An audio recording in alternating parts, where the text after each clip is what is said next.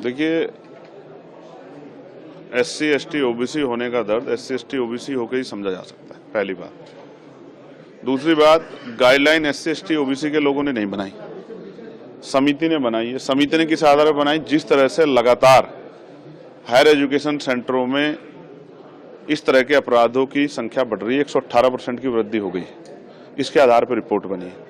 पहली बात यह है, जो लोग विरोध कर रहे हैं 90% लोगों ने शायद पढ़ा नहीं है, क्योंकि उन्होंने उसमें आर्थिक रूप से कमजोर वर्गों के बच्चों को भी जोड़ा है, दिव्यांगजनों को भी जोड़ा है, तो सिर्फ SC ST के लिए नहीं, OBC को भी जोड़ा है। तो मेरी समझ में ये नहीं आ रहा है कि जब उसमें EWS यानी कि आर्थिक रूप से कमजोर वर्गों को जोड़ दिया गया है, जिसमें सारे ही सामान्य जाति के बच्चे हैं, ये अलग जो है आर्थिक रूप से कमजोर वर्ग है जिसमें SC ST OBC नहीं है, सिर्फ सामान्य जाति के बच्चों को 10% आरक्षण दे दिया गया है, तो उनको भी उसमें ऐड कर लिया गया, तो फिर किसी को दिक्कत क्या हो रही है? फिर वो सामान्य के, दलित के और पिछड़ों क्या? मैं तो इसको एक ट्रैप मानता हूँ।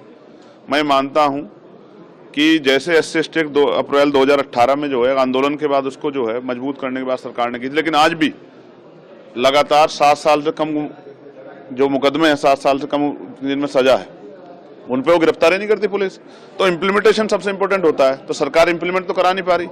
मैं आपको उदाहरण बताता हूँ, बच्चों की बात कर रहे हैं, प्रोफेसर, असिस्टेंट प्रोफेसर, एसोसिएट प्रोफेसरों के हाल पूछे आप जाके यूनिवर्सिटियों में।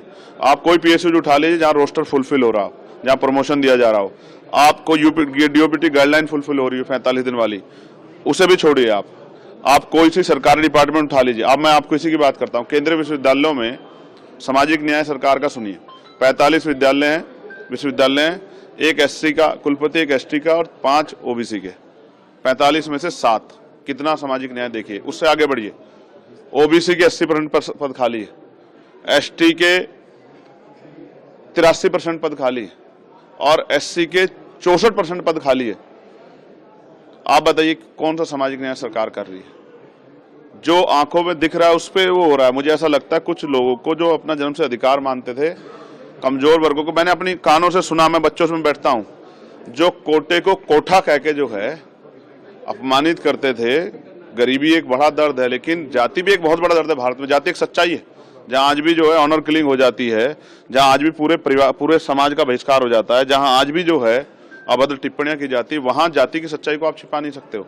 तो मैं नहीं मानता कि ये बेवजह का विरोध क्यों है, और ये अच्छा हुआ कुछ सामान्य जाति के अधिकारियों ने इस्तीफे दिए। मैं उनको बधाई देता हूं कि चाहे वो जानते हुए भी या ना जानते हुए अपने समाज के साथ खड़ा होकर सरकार पर दबाव बनाना चाहते हैं, लेकिन SC ST OBC के नेताओं में तो इतनी हिम्मत भी नहीं है। वो तो मरे हुए हैं, वो तो अपने समाज के हितों के लिए बोल भी नहीं सकते। इतना जुल्म हो रहा है, इतने जो है सरकार सिस्टम खत्म करके आरक्षण खत्म किया, वो तो एक बोल भी नहीं पा रहे।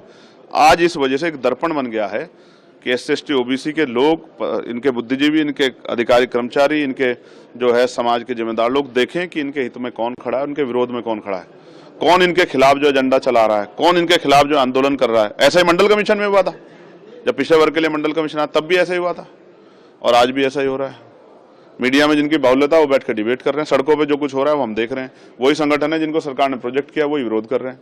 तो सबके सामने ये पूरा मामला शायद प्रयागराज के मामले को डाइवर्ट करने के लिए हो रहा है, बाकी उसमें कुछ ऐसा है नहीं। सरकार पढ़ ले, आप लोग पढ़ लो, ओपन डिबेट हो, अगर ऐसी कोई बात है तो ओपन चर्चा हो जाए, समाज के बीच चल जाए, लोगों को पता लग जाए क्या है। यही सच है जो आपके सामने है, सरकार सामाजिक न्याय के नाम पे कमजोर वर्गों के साथ धोखा कर रही है।